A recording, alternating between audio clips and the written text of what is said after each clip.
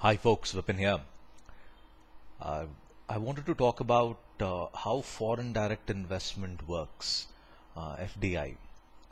Now I'm doing this because yesterday when the finance minister Arun Jaitley proposed to increase the FDI in insurance companies from 26% to 49%, a lot of people found it difficult to understand what he means by the increase in FDI from 26% to 49%.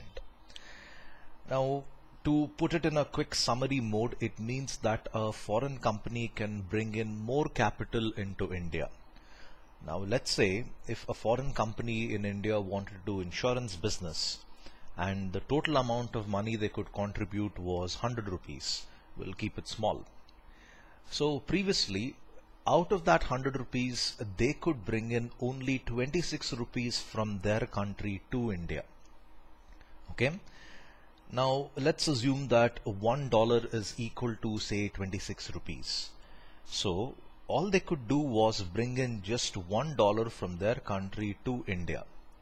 The remaining 74% would have been contributed by an Indian company. That's one of the reasons why you would have insurance companies, foreign insurance companies tie up with Indian companies and do insurance business. A good example for that would be HSBC and Canara Bank. Now in that case, 26% of the capital required to set up the insurance business in India was given by HSBC. So 26% of that capital came from Hong Kong. But 74% of that capital came from India itself. That is, Canara Bank, being an Indian company, decided to bring in 74% of their capital. Now, this is pretty much what was the rule. Now, the amount of capital that a foreign company can bring in into India has increased from 26% to 49%. And remember, like I said, that if $1 was equal to 26 rupees and the total capital needed to invest was 100, these guys previously could just bring in $1. Now it's gone up to 49%. So these guys can nearly bring in $2 into India. And remember, we're talking about in millions of dollars extra they could bring into India. Now that's going to be a very good incentive for the growth of this country.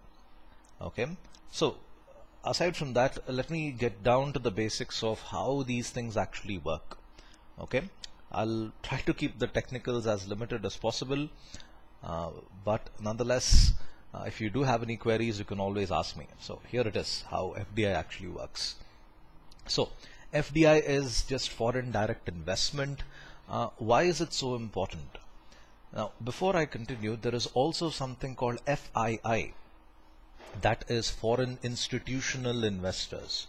Now, what that means is, if a foreign company wanted to invest in Indian capital markets, that is in Bombay Stock Exchange or National Stock Exchange, they would do it through a system called as foreign institutional investors. Okay, that's the way in which they would invest in buying Indian company shares. Now, remember, they're just buying shares, they're not doing business in India. You have a branch in HSBC which is into investment banking. Now, if that branch were to buy, say, a few thousand shares of Tata Consultancy Services, now when they go about doing that, that's called foreign institutional investment. Now, don't get me wrong, foreign institutional investment is as equal, as important as foreign direct investment. Now, foreign direct investment is something which is extremely important for this country. Why is it so important? First of all, it brings in jobs. Okay, it adds to the GDP of this country. Now, you didn't have a company like Canara Bank HSBC before. Okay, now the company has been created. How did that company actually end up being created? You had a foreign partner like HSBC tie up with the local partner here, which would be Canara Bank. That resulted in a new company being formed, Canara Bank HSBC, and those guys were able to go about selling insurance. Now when they do that, obviously they will require a lot of people as insurance agents, as people who are into the technical aspect of insurance. I forget the name, what it's called. They require people to handle the paperwork. They require people to manage the money.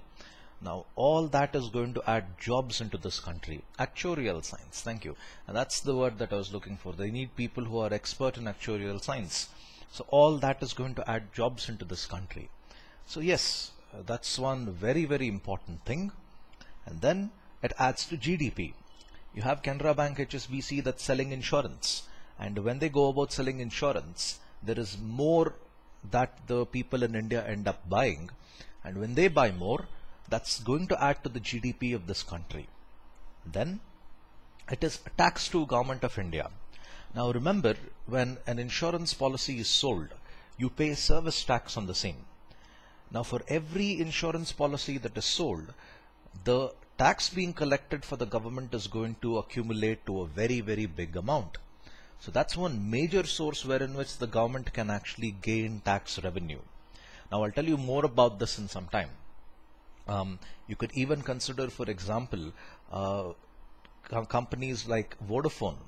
Each time a SIM card is sold, the tax that is collected for the recharge that you do, even that is going to add to the revenue for Government of India. So this is possible when you have foreign companies coming here and doing business. It really, really gives a big boost to the tax revenue of this country. And then there is so much more it does. Like for example, it brings in innovation. Okay, it's able to bring in innovation. It's able to bring in new technology. A very good example of new technology being brought in. If you remember Bajaj Motors, the two-wheeler manufacturer, before they had a partnership with Kawasaki, if you remember the kind of scooters they would make, the quality of technology they would use in that was not so great. But as soon as they had a tie-up with Kawasaki, they were immediately able to come out with some really, really high quality bikes. And you can see that how the technology they were able to inherit from Kawasaki, it's been able to be incorporated even to the present day bikes like Pulsar, which currently is one of the largest selling bikes by Bajaj. And the reason for that is because of FDI, which happened long back. They were able to have a foreign motor company come here. They partnered with Bajaj. Bajaj inherited the technology, and the benefit of inheriting that technology is seen even till today. You could say the same for Hero Honda as well. Hero Motor Corporation has inherited a large amount of technology from the Japanese counterpart. So this is the other benefits that you have because of FDI. Now let me explain this by taking Vodafone as an example for looking at how FDI works. Now the rule in Government of India is that a foreign company can have a majority in its ownership when it comes to setting up telecom businesses. Okay. Now one I can tell you here is Vodafone, which happens to be a UK company. Now Vodafone, as soon as they heard the news that Indian government is allowing foreign companies to come here and allow the sale of telecom services by a foreign company, they immediately decide to hit the opportunity and come to India. So what are they going to do? Vodafone in UK is going to set up a subsidiary company in India, and they're going to call it Vodafone India Private Limited. Usually a foreign company sets up a private limited company in another country, in the host country. Now when they set up a private company here, now let's assume, again I'm being partial to Bangalore because I'm from Bangalore. Let's assume they go about setting up their head office in Bangalore. To set up their head office, they'll require a large amount of land, because the head office is the place where you are going to operate for the entire country. So they would need a large amount of land. Now in order to buy this land, they need to make a capital investment.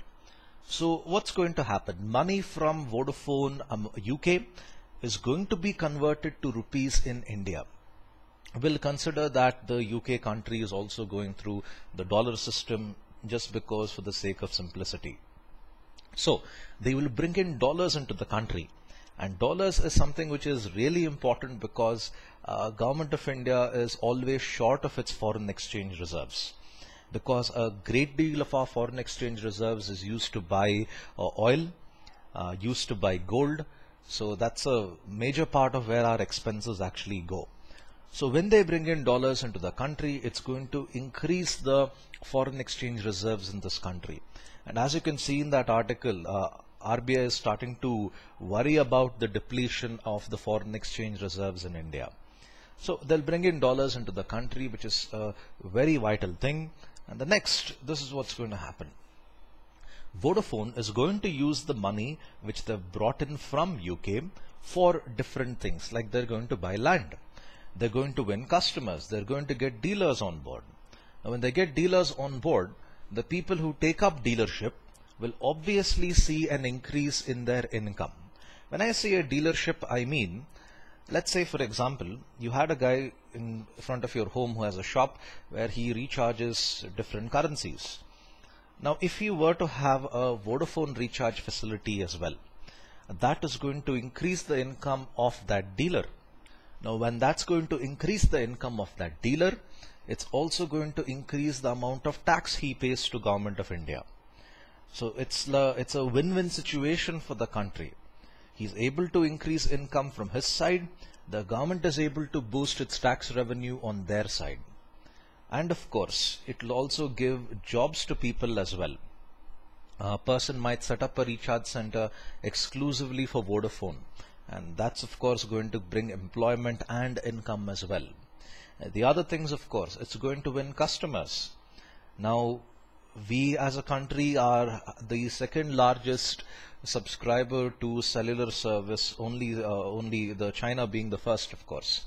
There are more than 800 million people in India who have a cellular connectivity. So when Vodafone wins customers, the customers go about contributing to GDP. Every recharge we do is going to add to tax revenue and also going to add to GDP of this country. So that's again good growth for India. And now that you've seen the cost of using these recharges, the cost of having to run a cell phone is not very difficult at all. If you're using basic 2G service and making a few calls once in a while, I highly doubt you'd be spending more than 250, maybe 300 per month. I mean, that's pretty much how much I do, and that includes my 3G recharge as well. So you can see even you, everyone are contributing to GDP for the recharge that we make, and of course the service tax that is collected from that.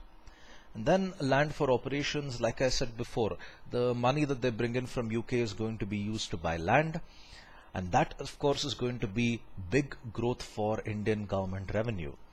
Now, the big winner here would be the government that is in charge. Each time they encourage a foreign company to come here and do business, they're going to see a big improvement in India's growth. It could be in terms of jobs, it could be in terms of tax collection, it could be bringing in new technology. All these things is something which is possible through FDI. Okay. Now I know that some of you might say that FDI is a wrong thing, but then again, it's a point of view. I believe that FDI is a very important thing for the growth of this country. Your opinions, of course, are always welcome, but like I said, that's just my opinion. So this is pretty much how FDI works. If you have any queries, do leave them in the comment section below, and please subscribe. Thank you for your time. Have a nice day. Bye.